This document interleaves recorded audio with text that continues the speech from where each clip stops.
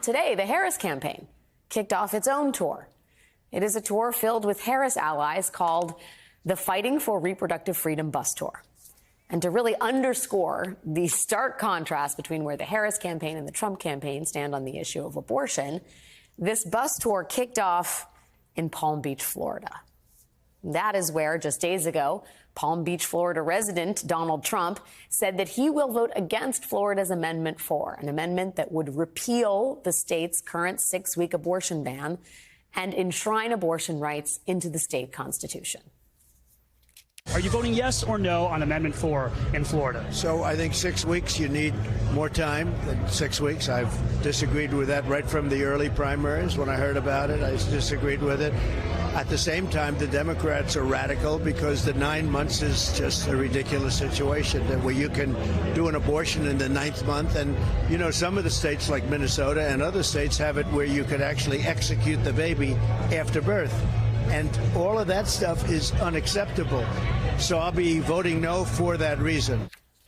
That is a lie. Nowhere in the country can you legally execute a baby after birth. But those are the kinds of lies Trump and Republicans are pushing as they move to restrict reproductive rights across the country.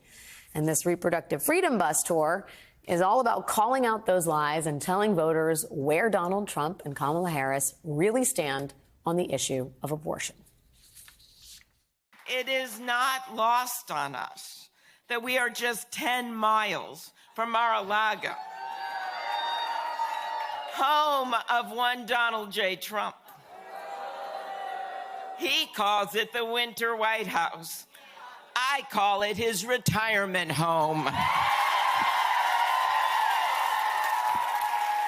He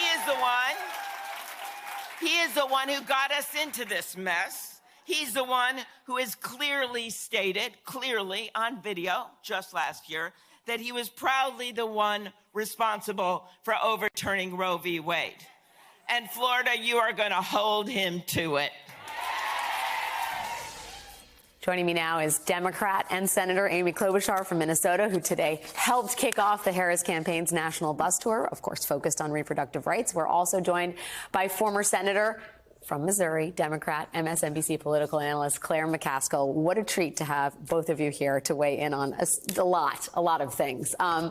Senator Klobuchar, first of all, it's great to be on with Claire again. We want more of it, and it hasn't even started. Yeah. You're fresh off this bus tour. Yes. Kicked it off, as you note, in Palm Beach, Florida.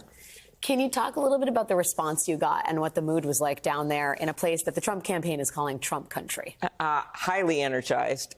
This Amendment 4 has galvanized the people of Florida because just as you saw in Kansas, Ohio, by 13 points, people have turned out, not just Democrats, Republicans, independents, and said, no, women should be able to make their own decision about their health care, not politicians. So this could change the whole trajectory of that race down there in Florida. As you know, there's a key Senate race with Debbie Musgrove-Powell, the Democratic candidate. We have got a number of congressional races down there, and, of course, Kamala Harris's race. So it was a blast to be down there, actually, with Ana Navarro and a bunch of other leaders from Florida.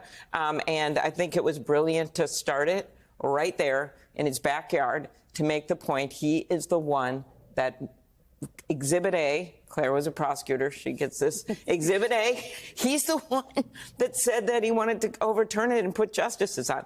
Exhibit B put the justices on. Exhibit C, he said he was proudly responsible for doing it. Yeah. So we rest our case. Claire, I want to talk about the stagecraft here a little bit, right? It's not just, as the senator points out, there are a lot of reasons for it to be in Palm Beach. It's also a critical moment for Trump as he goes back and forth on what his position is exactly on abortion. I mean, I still marvel at the fact that, you know, we are 63 days from the election and Trump seems to have no idea what to even say on the issue that could very well be the deciding factor in this election. Yeah, and I'm sure my dearest buddy Amy will agree with me on this. There are issues where candidates evolve over time. Things change, the facts change, context changes, and you have an explanation for why you may take a slightly different or significantly different position on an issue than you might have 5 years ago, 10 years ago, 15 years ago. But this issue, voters are very suspicious of someone who tries to change their position on this issue, because this is about a fundamental freedom.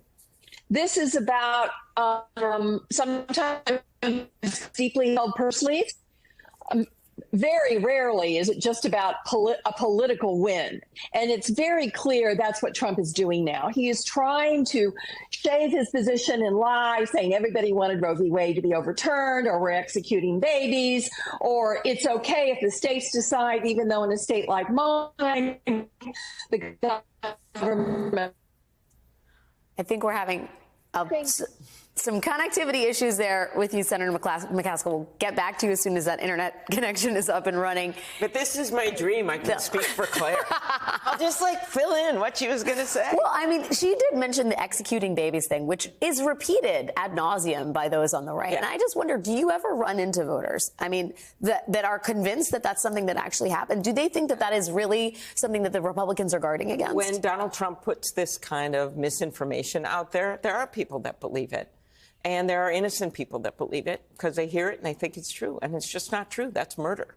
I think the bigger point here that Claire was also making is that 1 out of 3 women now, when you look at what's going on here, live in states that have these extreme bans. In Florida, it's 6 weeks. A lot of women don't even know they're pregnant by 6 weeks. Well, and Donald Trump said on Thursday, 6 weeks is too early. The incoherence here is staggering. And it's not just Donald Trump's back and forth. It's also his running mate who, you know, every day, if it's Tuesday, there must be a strange, unusual J.D. Vance position on a mainstream cultural issue.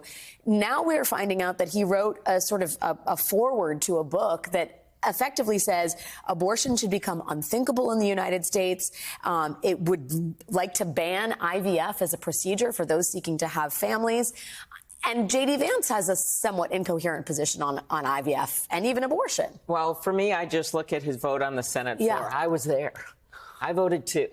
And he had an opportunity that 2 Republicans seized, Susan Collins and Lisa Murkowski, to make it very clear that they stood with IVF, and we need to protect IVF, given the outcomes of the Dobbs decision and what was happening in Alabama. He voted the other way. He did not vote to protect IVF. So you not only have Project 2025 and everything in it with banning mifepristone, as Tim Walz said at the convention, when someone gives you a playbook, you better look at it because that's what they're going to use. They're going to run it. And the fact that this has continued, and you can go back in time and see other statements he's made, but I just keep looking at that vote. I know what that vote meant. Right. You have them on record doing these things. Claire, you know, we began this segment talking about the number, the overwhelming number of musical artists that want nothing to do with Donald Trump, that have said, you can't play my music there. And that's not just unfortunate for the Trump campaign, but it's also evidence of a campaign that is so squarely outside of mainstream culture, right? Most people want nothing to do with this person. There's some section of the Republican Party that very much does, but on whole, they have painted themselves into the far, far corner of not just American politics, but American culture writ large. And reproductive freedom and bodily autonomy are but a signpost of that. Yeah, but, you know, Alex, he's got Kid Rock. I mean, you know, how can you not win with Kid Rock, for gosh sakes? Listen, he's got a huge chunk of this country that is buying what he's selling. And we need to pay attention to that. And we need to understand that grievance is a real thing in the United States right now. And that's what Trump is marketing. He's marketing grievance, negativity. Our country is horrible. Our country sucks. We are a dead country. And unfortunately, there are way too many people that are in that place where they see that negativity and they say, yeah, he gets me. But I will tell you, the majority of this country wants to believe that tomorrow will be better and wants someone who has a more joyous, positive outlook on everything that makes our country just extraordinary. So I do think he's not only got losing musicians on his campaign, which there are only a couple, and I think it's a stretch to call some of the musicians. He also has a message, I think, that is not going to move those voters that decide presidential elections. Those voters that Amy knows well in Minnesota, and certainly where the only way I could ever get elected in Missouri. That is those voters that don't vote by party, that are more independent, that make up their mind based on their lives at that moment and the candidates as they present themselves. Right. And that's what I made the point about Anna Navarro, registered Republican. Yeah.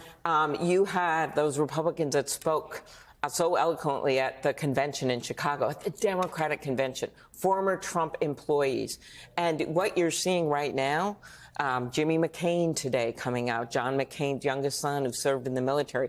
You have Republicans and independents coming out, and that is partially why you're seeing this surge in the swing states. Do you think that this election is going to be divided along gender lines? It really feels, I mean, you look at the polling and Trump is doing so badly among women. You look at what's happening on sort of the central issue of bodily autonomy and reproductive freedom that affects in large part women, although men absolutely have a stake in this.